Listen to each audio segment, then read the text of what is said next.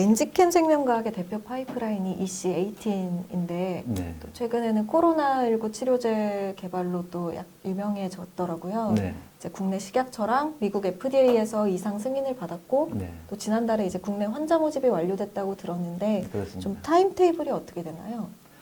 네, 저희 회사가 지난달에 우리 5개 임상 사이트에서 환자 모집 완료했습니다. 인천의료원, 서울의료원, 그리고 인하대병원, 충북대병원, 그리고 가천길병원 이 5곳 임상 사이트에서 61명의 코로나19 환자들 모집 완료했습니다. 이제 14일간의 이제 투약을 이제 완료하면 투약 완료가 되고 또 모든 데이터들에 이제 모집이 돼서 분석이 완료되면 탑라인 데이터가 나오겠죠. 그 탑라인 데이터는 아마 3월쯤까지는 나오지 않을까 이렇게 생각되고요. 그렇게 하게 되면 저희들이 이제 식약처에 긴급 사용 승인이나 조건부 사용 승인을 신청할 수 있을 것으로 기대하고 있습니다. 그 EC18이 원래는 다른 적응증으로 개발하던 신약 물질로 알고 있는데 코로나19 치료제로서의 작용 기전이나 효과는 어떻게 되나요? 좋은 질문이십니다. 저희들이 이제 항암화학 방사선요법으로 인한 구강점막염부터 급성 방사선 증후군, 호중 감소증 그런 여러 적응증을 개발하고 있었죠. 작년도에 이제 코로나19가 이제 발생하면서 과연 우리의 그런 작용 기전이 코로나19의 치료에 효과가 있는 부분인가를 저희들이 여러 다양한 연구를 통해서 이제 확인하게 됐는데 저희들 EC18의 이제 작용 기전은 페타라는 작용 기전을 얘기를 합니다. 이제 페타라는 것은 우리가 이제 어떤 외부의 그런 세균의 침입이라든지 또는 내부의 어떤 염증 반응이라든지 이런 부분들에 대해서 가장 효과적으로 면역 작용을 하게 만드는 기전이거든요. 그래서 다시 말하면은 스마트하고 다이내믹한 면역의 정상화를 시킨다라는 작용 기전입니다. 근데 이제 코로나19에서는 궁극적으로 이제 코로나19라는 바이러스가 우리 세포 안으로 들어오게 되면 이 세포 안에서 바이러스는 복제를 하게 되고 또 그 세포 안에서 다양한 면역 반응을 유도하게 됩니다. 그래서 이제 대표적인 면역 반응 유도는 사이토카인이나 키모카인의 과다한 발현을 만들게 되죠.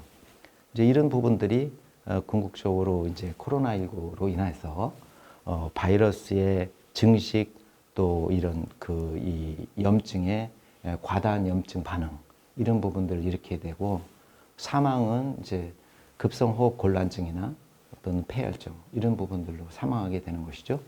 근데 이제 EC18는 저희들은 이제 그걸 더블 트랙 어프로치라고 합니다. 첫 번째는 항바이러스 효과를 갖고 있는 것이죠. 그래서 이제 항바이러스 효과는 우리 세포 안에 있는 엔도좀에서 그런 패턴 레코그니션 리셉터, 즉 이 패턴을 인식하는 그런 수용체 중에 대표적인 게 이제 TLR3라는 것이 있습니다. 그런 TLR3가 이제 그 부분들을 하게 되면 이 바이러스가 계속 복제를 촉진시키게 됩니다.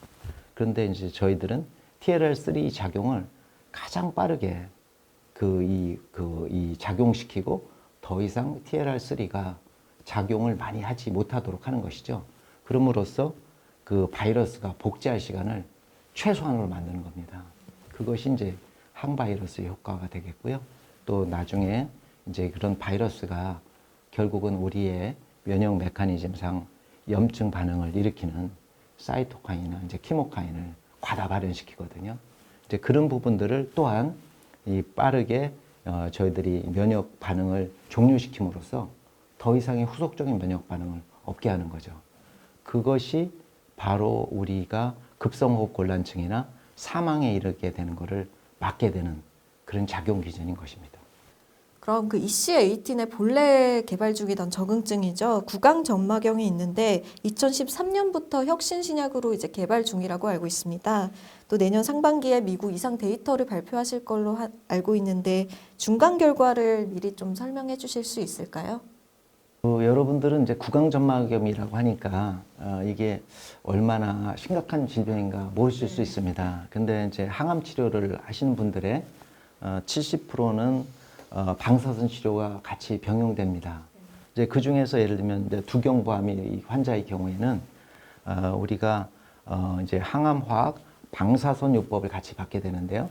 주로 이제 방사선 요법이 우리의 다양한 그 면역 반응을 과다하게 유도시킨다든지 또 호중구에 침인이 된다든지 이제 이렇게 해서 결국은 구강점막염이라는 게 생기는데 아마 주변에 이제 환자들이 그 이 친척들이나 환자들을 그 보게 되면 그분들의 입안이 아주 노랗게 이렇게 돼서 음식물을 삼킬 수 없을 뿐더러 항암 치료도 더 이상 받지 못하게 되는 그런 경우가 발생을 하죠.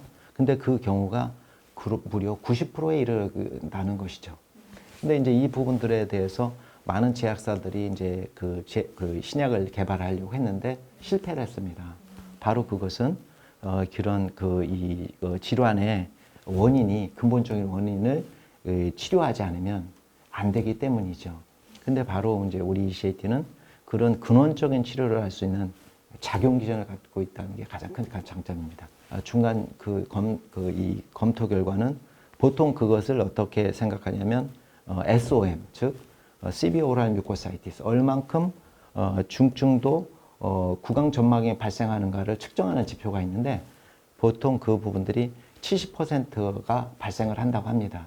근데 저희들은 지금 현재는 우리가 이제 플라시보와 우리 EC18 그룹을 같이 이제 하기 때문에 다상히 구별할 수는 없지만 지금 이 양쪽에 같이 합쳐진 중증도가 50%밖에 발생하지 않았다. 그것은 우리 만일 EC18 그룹의 경우에는 약 35% 정도로 추정되지 않느냐 이렇게 봅니다. 그렇다면 70%가 35%로 이렇게 떨어졌다면 50% 이상의 개선도를 보인 것이죠.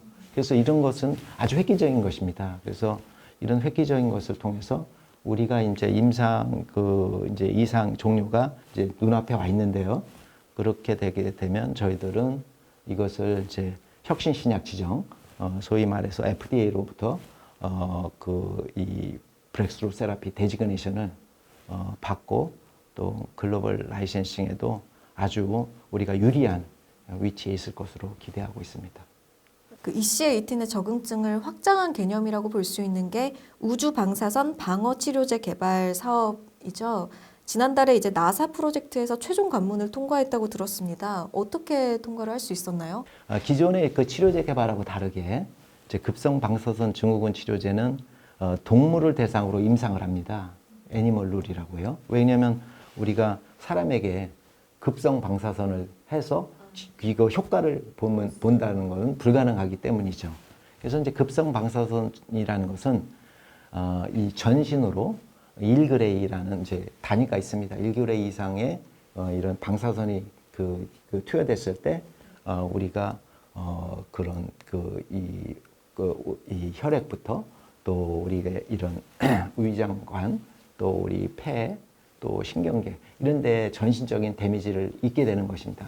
그래서 거기에 치료제가 필요하다. 그것은 이제 세 가지 분야에서 필요합니다. 하나는 국방적인 측면에서 이제 군인들이 그런 핵전쟁이나 이런 데에 노출될 수 있고 또 민간인들은 핵사고나 핵발전소 이런 데에 노출될 수 있고 또 뭐 우주 비행사들도 이런 우주 방사선에 노출될 수 있고 그런데 급성 방사선과 이제 우주 방사선의 차이는 급성은 급격하게 어떤 사고나 예측지 못한 때 일어나는 거겠죠. 그런데 우주 방사선은 우리도 매일매일 받는 것입니다. 우주인들만 받는 게 아니라 우리도 매일매일 우주에서 날아오는 방사선을 받는데 그게 심각하지 않은 거죠. 그런데 이제 이 심각성이 얘기된 거는 아마 2018년도로 기억되는데 이제 대한항공에 그 승무원들이 이제 북극 항로를 많이 타다 보니까 백혈병이 됐다라는 이제 것들이 오면서 본격적으로 우리나라에서는 관심을 갖게 됐고요. 미국에서는 이제 벌써부터 우주로 이제 사람들을 보내니까 우주인들의 건강, 그걸 이제 우주 건강이라고 그래서 스페이스 헬스라고 그러죠. 그런 관심이 있었죠. 그런데 이제 이 부분들에 대해서 저희들이 이제 급성 방사선 증후군 치료제를 연구를 하고 이것이 어떻게 보면 만성적인 개념에서 보면 이제 우주 방사선 치료제가 됐던 것입니다.